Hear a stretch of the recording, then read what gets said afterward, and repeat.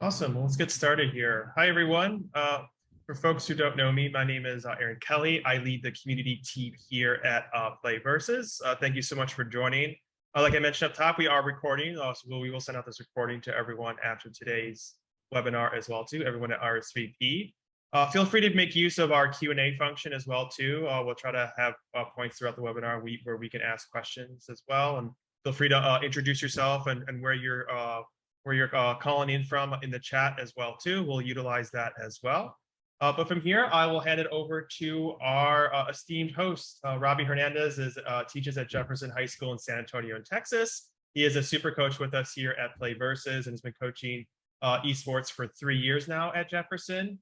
His teams have been in the top 8, the top 16 in Smash, Rocket League, and League of Legends. And we're really excited to have him here today. He's been teaching at Jefferson for 8 years now in mathematics and computer science. He started learning how to stream during COVID to stay connected with friends and students. Chat is disabled. Oh, right. Let's turn that on.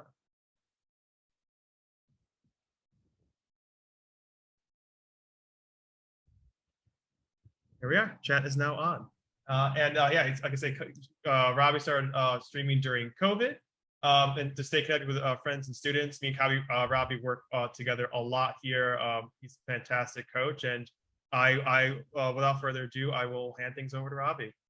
Thank you, Aaron. It's great to be here. As he introduced, I've been coaching now for 3 years, and my big thing about esports is just the growth of esports. And one of the ways to make that happen is through streaming your matches, because with our matches being right after school, parents can't always come and see in person.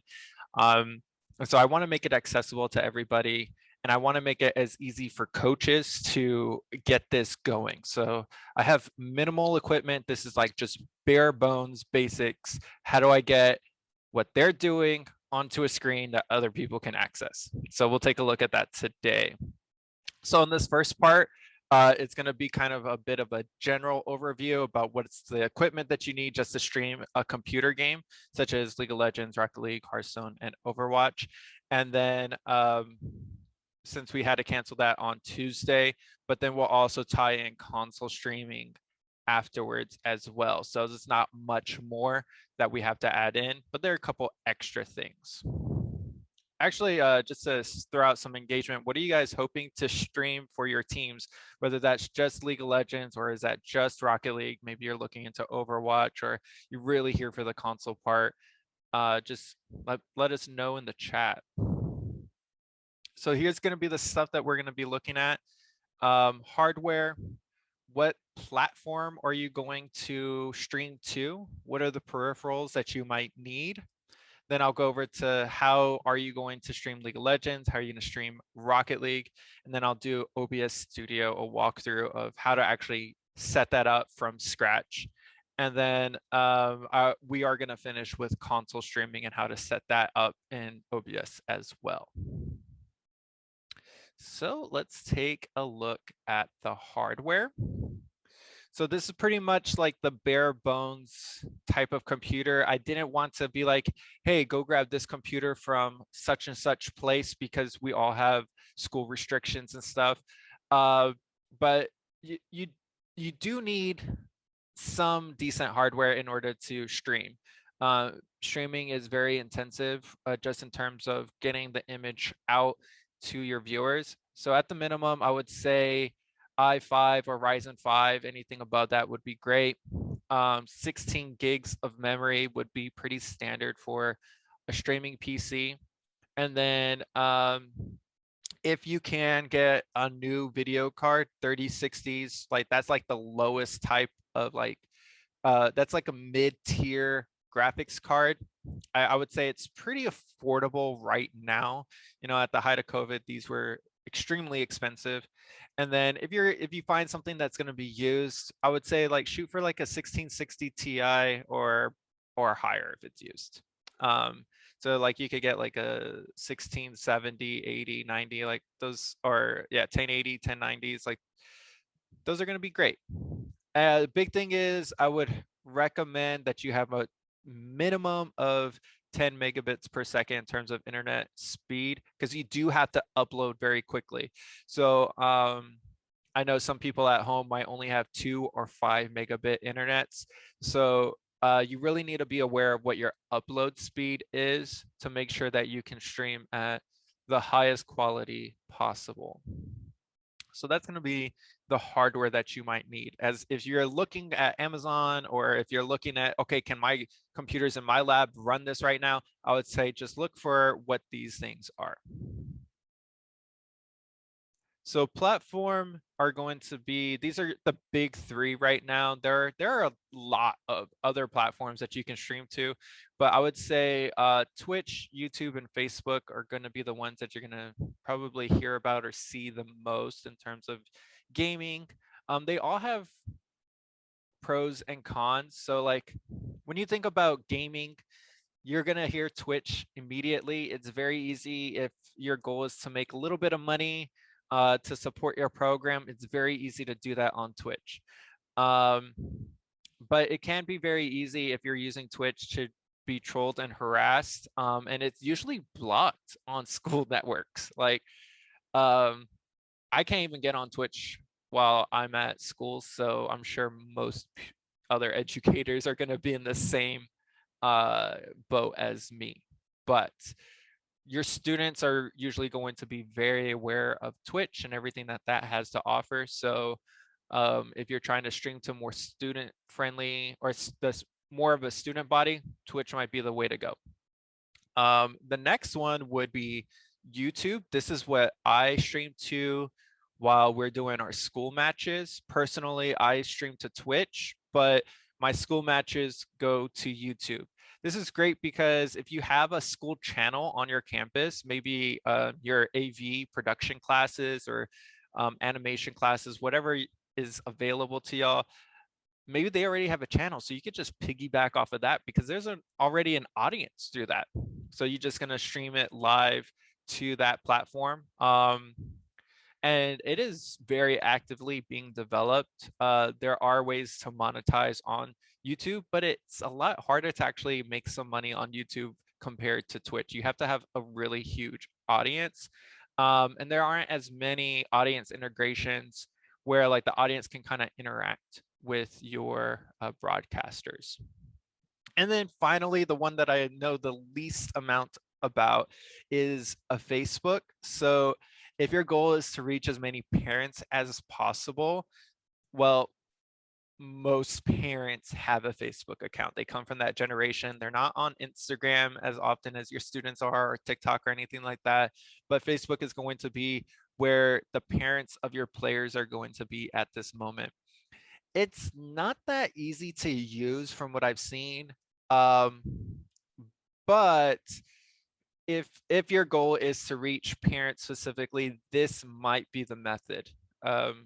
Maybe this is what you're more comfortable with. So then setting up a Facebook page for your esports program might be the way to go, and then streaming directly to that Facebook page.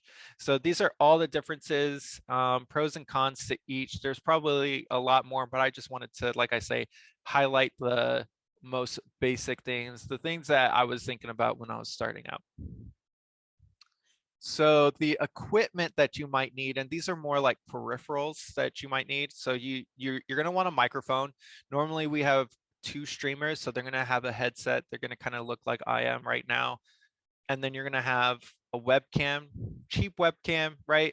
So I didn't, again, throw any costs or recommend anything here, but when we're thinking about what are there are going to be some costs associated with this. So could you make do at the beginning with $10-$20 headsets? Absolutely. You can still make a great production and get your program recognition and out there and live, and really showing off your players playing whatever title they might be playing. And you can do this for super cheap. There's super cheap webcams. There's super cheap mics. I would highly recommend that you get a second monitor. If you're building something from scratch, of course, a monitor is going to cost like $150, $200, but you could probably find lots of monitors on your campus. So at the very least, I would recommend that you get a second monitor to kind of make that happen. And I'll kind of explain why in a second. And these slides are just going to be super quick. I put in some notes about spectating League of Legends here. So if you have an account on League of Legends, if you don't have an account, you can still get into this by creating a free account. When we get your codes from Playverse, or if you have your students, your players as friends, you can join the match lobby like you see here every single day for League of Legends. So all you have to do is hit that little spectate button that's at the bottom, and they'll be able to get in and spectate you'll be able to get in and spectate the match. And I'm going to show you exactly how to kind of like add the screen and everything into OBS in a minute. But this is what it looks like, right? You're looking for that little spectate button. You don't want to take up one of the 5 slots where the players are going to be sitting. There are a lot of controls once you get into the game to actually spectate the match. It is going to be super overwhelming. Don't worry about that. I would say you only need to do 3, maybe 4 things. When you get into the League of Legends game, the scoreboard is actually going to be down and the timer is going to be up. So you want the audience to be able to view the scoreboard because it shows like what the items are, how many kills your players have, and how many, like what the CS is, things like that. So you're going to press O on the keyboard to open the scoreboard. You're going to press U to hide the timer because the timer kind of shows like this is what's going to happen in the next 2 to 3 minutes. So you don't want to like give that away to the audience and to your viewers. And then the last thing you want to do is hit Control Shift and Z and use the scroll wheel on your mouse to kind of zoom out a little bit in League of Legends.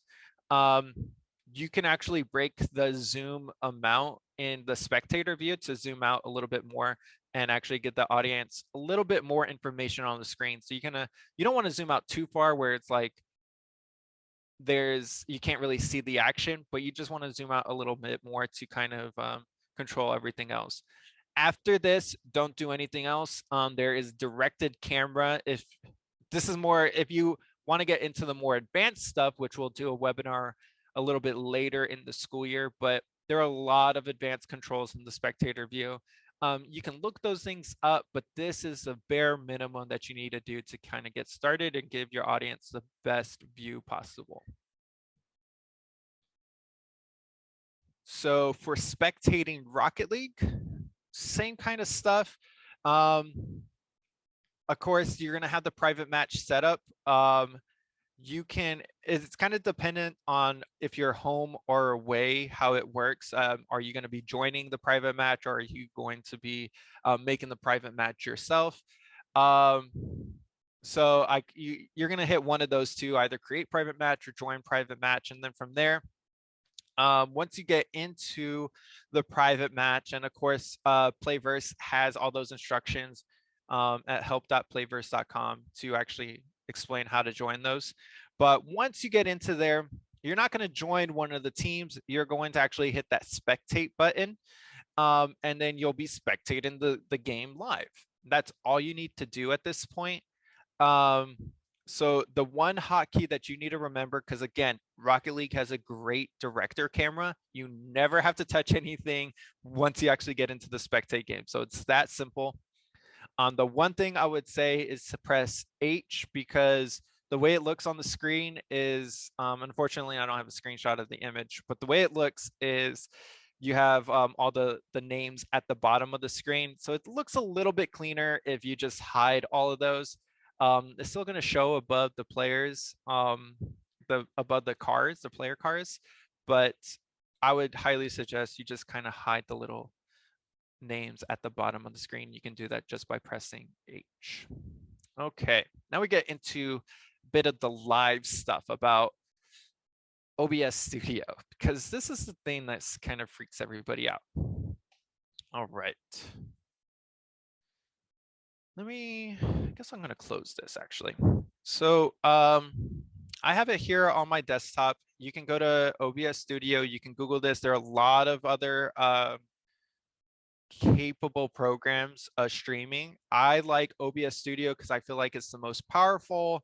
It's not the most, it's not the cleanest application available, but it gets all the updates first compared to Streamlabs if you use that.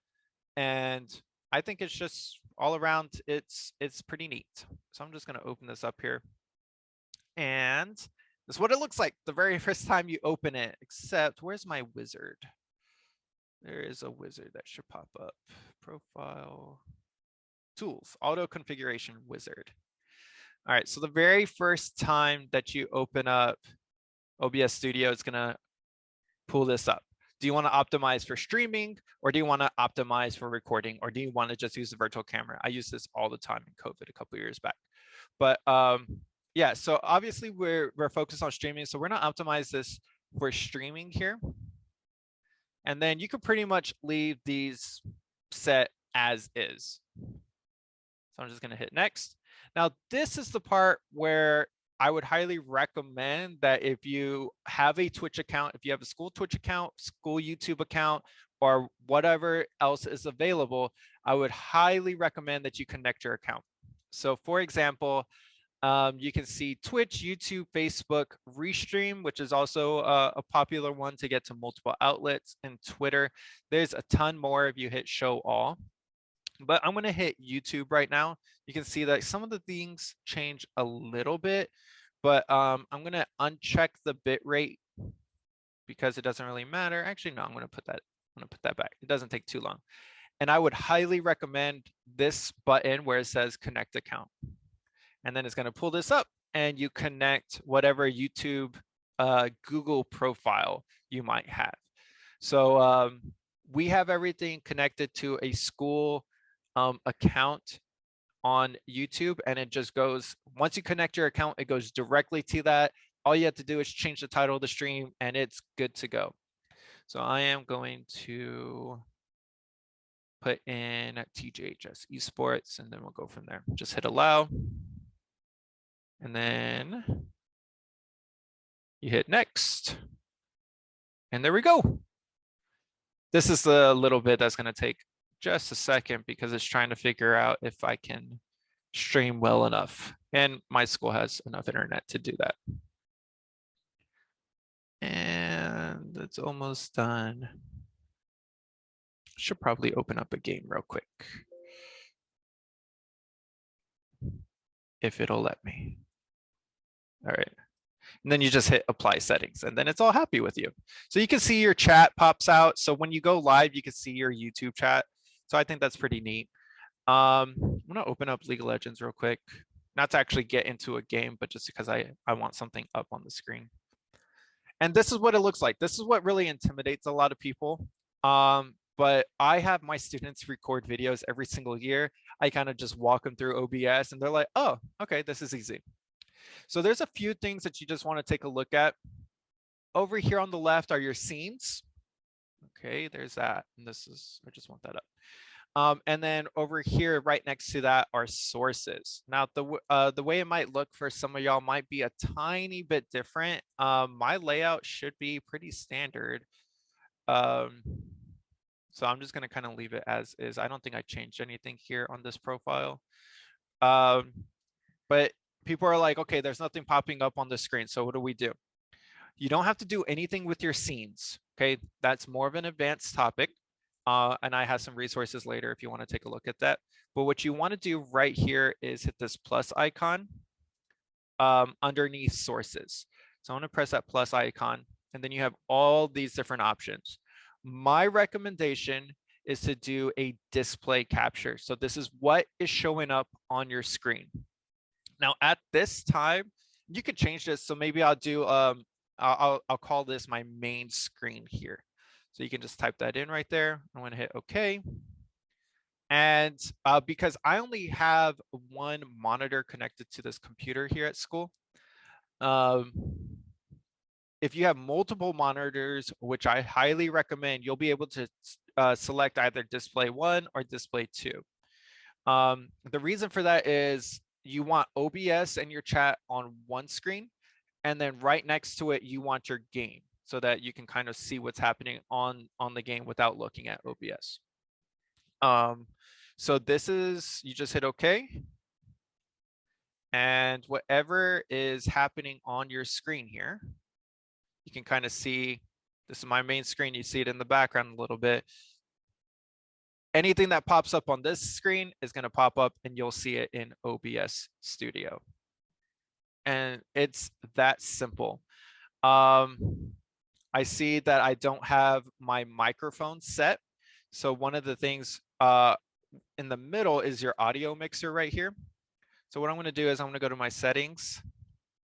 I'm just going to make sure I go to audio, and I see that my desktop audio is disabled. So I want that to be whatever my default audio is. So whatever I'm here in the game, my audience will hear. And then my mic audio, I see that I don't have anything selected for my mic audio. So I'm going to select my headphone device or my microphone device that I have right here. And I'm going to hit apply. So what ends up happening from this is I think a lot of people, when they actually get in here, this is actually vertical, like this audio monitor is right here. Don't worry about that. But I have my mic here. You can see that it's coming in. And a good way to check that your desktop audio is coming out is just go to your sound settings and just go bloop, bloop. And you can see that every time I click that little button, I know that my audio is good to go. When you're actually ready to stream, you just hit start streaming. Twitch is a little bit easier. YouTube's a little bit different. But you can hit start streaming, and then it'll give you this option on YouTube to manage this broadcast. And you can change the title, you know, TJHS verse Playverse. I don't know. Whatever the high school is, I'll say this is for League of Legends, you know, whatever. This is gaming. And once you click through everything, you have to say, no, it's not made for kids. And then you create the broadcast and start streaming. I'm not going to click that button because I don't want to go live right now. But that's as simple as it is. You're live. Everyone can see and find your stream on YouTube, or you're live on Twitch, whatever that might be. So it's that. It's a few buttons. This is being recorded so you can go back and watch this again, but it's literally just, I'm going to click here. This is literal first time setup. That's what I want y'all to know. It's a few buttons, but once you do it, you just open up OBS Studio again. This is going to be the exact same, and you can stream and everyone can see it live. So the last thing I want to go over right here. So that's our walkthrough. I'm going to come back to OBS in just a second because I want to talk about specifically our console games. So there's some extra equipment that you might need for here. So you're going to need a capture card, and this can vary in price from $18 or about $15. I saw it on Amazon earlier to over $200. Okay. So over here on the top part, this is Elgato. That's a little Elgato symbol right there. And it's very high quality. They're well known in the streaming space. It's just very expensive. My recommendation, most bang for your buck, is to get this little HDMI video capture card. Like I said, it is like $15 over on Amazon. If you can swing that, then that's pretty much all you need for any sort of console. Okay, you can see there's an HDMI input, and then it connects to your computer via USB right there. The only issue is that if you connect your console straight to the computer, you'll only be able to see that in OBS Studio. So I highly recommend that, and this is what we do in my program, is we kind of have an HDMI splitter. So basically you put this into your console and you have two outputs now. So one of those outputs goes to the big screen. I have a smart board in my room for my players to play on. So one of those outputs goes to that. they will experience no lag. So that's why you don't want to play in OBS Studio because, or play off of what they see in OBS Studio, because they're going to see, it's going to be a little bit of delay. But with your second input, that's going to go over to OBS Studio. So you have one going to the big screen or whatever you might have, and then one going over to OBS Studio. And that's the one that we capture with this card. So I actually have both things right here. This is my HDMI splitter. This cost me about $15, another $15, and I have the capture card. So it's just a bunch of HDMI cords from there. So let me show you kind of what we do from that. This is back to OBS, and let me show you a couple things here. If I want my webcam to show up, my webcam's not going to show up right now, unfortunately, because I actually have it going to Zoom instead. But I guess I could turn it off in Zoom. All you would do is choose video capture device, because your webcam captures video. And I want to say webcam. And right now, nothing's popping up. But if I hit stop video in Zoom,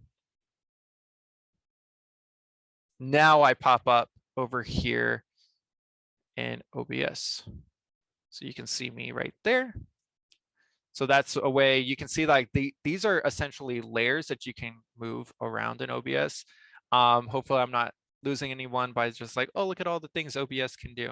But yeah, you can bring in your webcam and then you can kind of just morph it around so that maybe you want your player or your you want to show off whoever's playing or whoever is doing the shoutcasting for you on that day. But I want to show you that I have a switch here. So the output from the switch goes right into that HDMI capture card, just like that. Okay, and this is USB. So I'm just going to take that USB and I'm going to plug it into my computer right here. Okay. And all right, my switch is on. So I'm going to hit this plus cam. And I am going to select video capture device again. All right, so this one I'm going to name my Nintendo Switch, because that's what I currently have plugged in. And I have a new device now. So this device is USB video, and you can already see that it's popping up in OBS. So all I have to do, don't worry about any of these options, right? We're just trying to keep things simple. Maybe the only option that you want to see here is audio output mode. And you can also stream it, like the audio part, to your headphones as well. But we'll just hit capture audio only. And now my switch is up on the screen. Actually, let me get rid of the webcam one real quick so I can come back. Yep. And start it back in Zoom. Okay, here I am back in Zoom. So I have my switch Joy-Cons in my hand now, and anything that shows up on my switch shows up in OBS. So again, you just go start streaming, you go live, and you play your game. So one thing that I notice right now as I'm screen sharing is that down here, Nintendo Switch has no audio. And I know that there's audio coming from here, so maybe I need to check something with that. So I'm gonna hit the little cogwheel for settings. I'm gonna go to properties again. And maybe I do need to do something with the audio. All right, I'm gonna hit use custom, nope. Okay, I'm gonna hit output desktop audio. I'm gonna hit wave out. Let's see if that does anything. Oh no. Everyone's worst nightmare when the thing doesn't work on the webinar. Let's see. Okay, well, there is a way to get audio from your switch. I know it won't Like there won't be any sound. If I go live, there won't be any sound from the game going out to the audience. And I can tell because there is no, I don't have any waveforms like I do with the mic. I don't have anything like that happening with the Nintendo Switch. So that's a little disappointing. And I forgot what I did to fix that before. Maybe I do use, oh, absolutely not. I don't do that. All right, I'm not going to spend all of our time today to do that. There is a way to get it out. And Aaron, can we send out the slide deck to everybody? Is that going to happen? Yep, actually, someone asked in the chat. Yeah, we'll send the whole deck out to everyone, including Yes. including with the recording. Okay. Yeah. So there is a way to get the audio out in OBS. I'll figure out what that button that I normally click is, and so that when you guys actually do stream to wherever you might be streaming to, I want to make sure that you guys are able to capture the audio from your Switch. This is also the exact same thing I would do for 2K or Madden or Mario Kart. The exact same process. I would be doing the exact same thing here. But I will add in a few more slides before we send it out, Aaron, and just to detail how to actually get the audio out for consoles, just in case that's not popping up. Is that all right? Yeah, sounds good. Okay. All right, last thing that I want to talk about when you're actually spectating any sort of console game, you do need to be careful about stream sniping. For example, if you're playing Madden and you tell the other team like, hey, we're streaming on Twitch, we're streaming on YouTube, they can actually watch your Twitch or watch your YouTube if there's no delay, and they can see the play that you might be running in Madden. They might be able to see the character that you're about to choose in Smash. And so they'll actually adapt and play something different. So if there's any sensitive information that you don't want to be shown on stream through your Nintendo Switch or any other console, you might want to hide that information, maybe go blank while that play is being selected, anything like that. Just be aware that that could happen. So maybe you only want to share that stream with your community and not your opponents if it's something that you're concerned about. So just a little thing to be careful for. And with that, we're in Q&A. So I'm going to stop share unless somebody asks for something a little bit specific.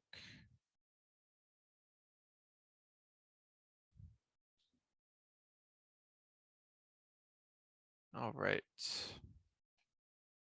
Anything that you noticed, Aaron? Yes, I think there was one question in the chat around, Philip asked, when trying to stream League of Legends, I keep getting a black overlay screen.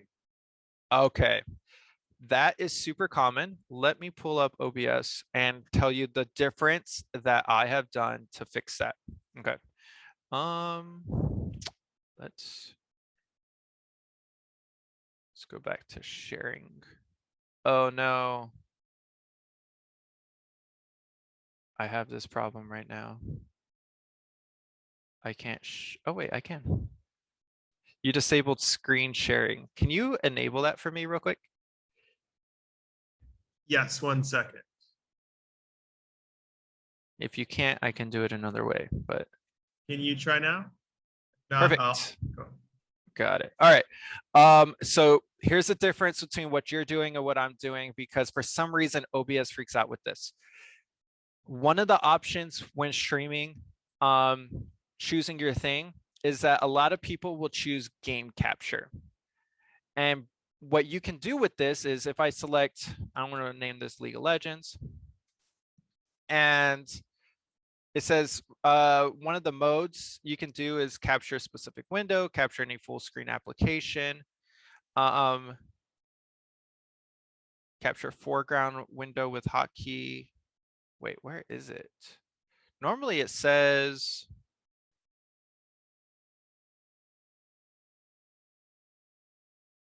Normally it says select game. Game capture.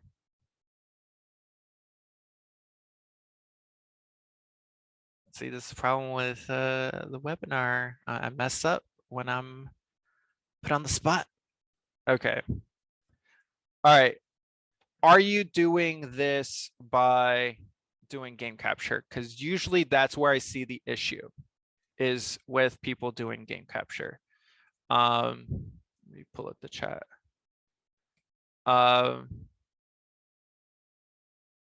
So if that's what you're doing, I would highly recommend doing a display capture instead, because display capture will capture exactly what you're seeing on the screen. Okay. It'll show you if you're clicking around or if you have like OBS up like I do, but game capture is usually the thing that messes up for me. So I would say that's probably what's happening. Okay, so then it normally says capture specific window. And notice I have like Riot client. That's what happens is you select the window. If you select Riot client, there's an issue with, because you have your client in League of Legends, but you also have your the game is considered a separate application in OBS. So when you actually go into the match, it's a completely separate window to OBS. So you would actually have that one separately. So I found it. That's why, that's probably what's happening here. I'm just gonna go back to my suggestion, go back to display capture, and I normally see the black screen with game capture. Samantha had a question too. Is it worth trying to do overlays of the stream? I'm thinking of players' names in the league, game, or anything along those lines. And Tess also mentioned too that she loves doing overlays and makes them in Canva. Absolutely. My experience, I love to be, oh no, oh, the lights turned off. Okay, well, I'm still here. The joys of streaming it at your yeah. doing it at school, right? I love overlays. So I put this first one under additional resources. I'm part of a community called Coach Rivals, and we're just a community of coaches who like to play games together. So we're all esports coaches, high school and collegiate, and we make a full production every summer. So this from our past summer. If you want to see kind of what we're doing, we have some free music playing in the background. We have graphic designers who just like to make these amazing graphics that you see on the screen. I like to produce. So there we would pull in, we would have coaches doing the streaming.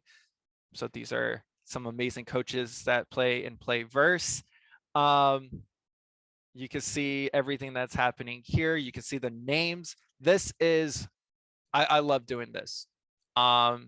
So definitely when your kids do it, if you have no experience, like this is the advanced stuff. Okay, this is super advanced, but then I love getting into the game.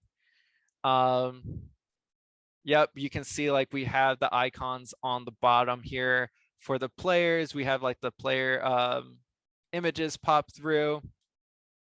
So 100%, your kids will love this if you do this. So go for it. I highly recommend that. Once you actually get up and streaming and you're like, okay, this is pretty easy, 100% go for those overlays. All right. Is there anything else that I can point out? And what we'll do is I was planning on doing an additional webinar in December or January, going over some advanced topics, how to set up some of those overlays. What are the easy ways to kind of situate those things in OBS Studio to kind of make it a little bit more accessible, a little bit cleaner. I try to make it as student friendly as possible so that my students who are in here only to do the broadcast, right? They don't really care about playing the game. They want to become broadcasters. They want to go into marketing or producers. So I make it available to them.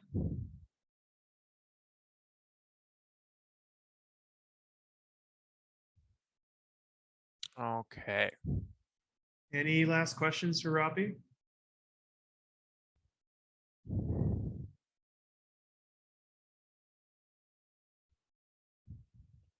All right. If anything pops up, feel free to ping me in the Playverse server. I always like talking about streaming. And like I said, I'm here to make this accessible for y'all.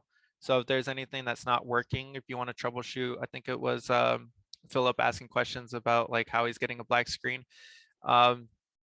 Definitely just reach out to me in the Playverse server in Discord, and I'll be able to see what's going on probably. There's a ton of, and it's not just me. There are a ton of other coaches who love to do this, so they'll probably jump in as well. Yeah, and if you get your stream up this season too, be sure to fill out our match of the week form too, so we can promote your stream on our socials as well.